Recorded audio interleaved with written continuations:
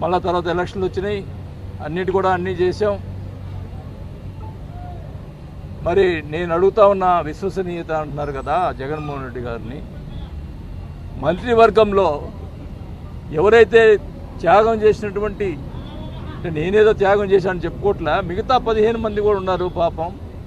వాళ్ళందరినీ కూడా ఈ 17 మందిలో ఒక్కరినైనా మంత్రిగా ఉంచావా అని అడుగుతా ఉన్నా.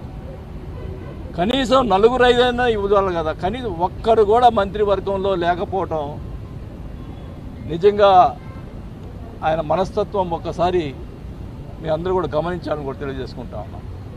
రాజశేఖర రెడ్డి గారికి ప్రేమ వల్ల, ఆయన మీద ఉన్నటువంటి ప్రేమ వల్ల ఇన్ని రోజులు ఎన్ని ఇబ్బందులు వచ్చినా, ఎన్ని ఆటంకాలు కలిగించినా, ఎన్ని రకాలుగా ఇబ్బంది పెట్టినా కూడా నేను వైసీపీ పార్టీ వాళ్ళు నెట్టుకొని రావడం జరిగింది.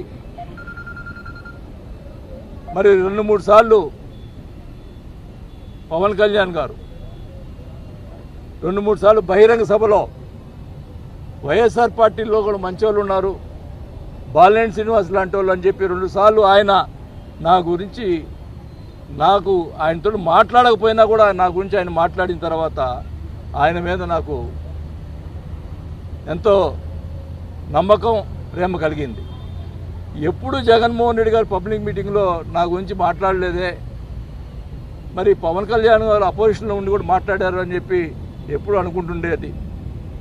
మరి దురదృష్టం మొన్న ఎలక్షన్స్ ముందులో పోయి రావటం, కొంత గ్యాప్ రావటం, అది కమ్యూనికేషన్ గ్యాప్ వల్ల నేను రాలేకపోయా.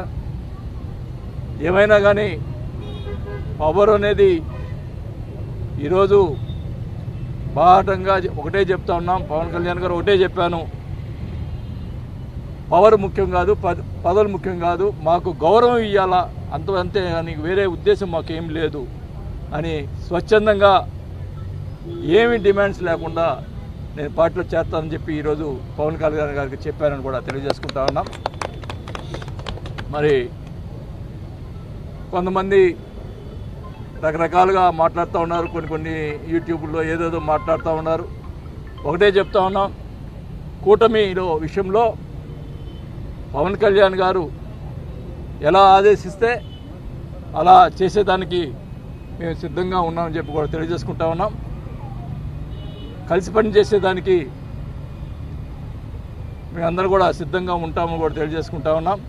మొదటి నుంచి ఉన్నటువంటి జనసేన సైనికులు, మరి జనసేన నాయకులు అందరూ కూడా కలిసికట్టుగా, మా జిల్లాలో ఉన్నటువంటి నాయకులు అందరూ కూడా కలుపుకొని అందరూ కలిసి పని చేస్తామని చెప్పి కూడా, ఎక్కడ కూడా తారతమ్యం లేకుండా అందరం కొత్తగా వచ్చిన వాళ్ళు కానీ అందరూ కూడా కలిసి పనిచేస్తామని, ఎక్కడ కూడా ఇబ్బంది కలగకుండా, పాత వాళ్ళకి ఇబ్బంది లేకుండా చేస్తామని చెప్పి కూడా నేను హామీ ఇస్తా ఉన్నా.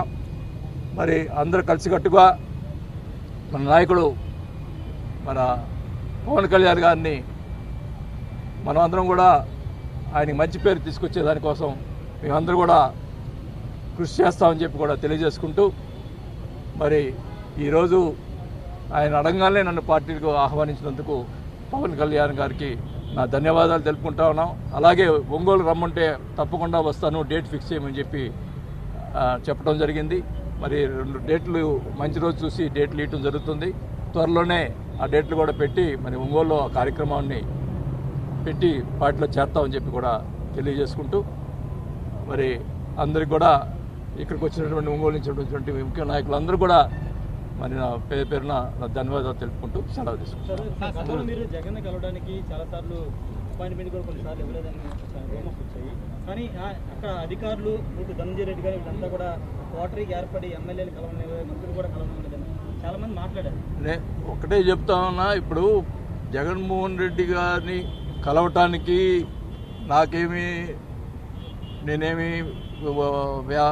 వ్యాపారాల కోసం కలగలే. కేవలం ప్రజల యొక్క పరిస్థితులు చూసి వాళ్ళ అవసరాలు బట్టి మనం పోయి కలిసాము తప్ప దాన్ని కూడా వక్రీకరించి నిన్న ఏమైనా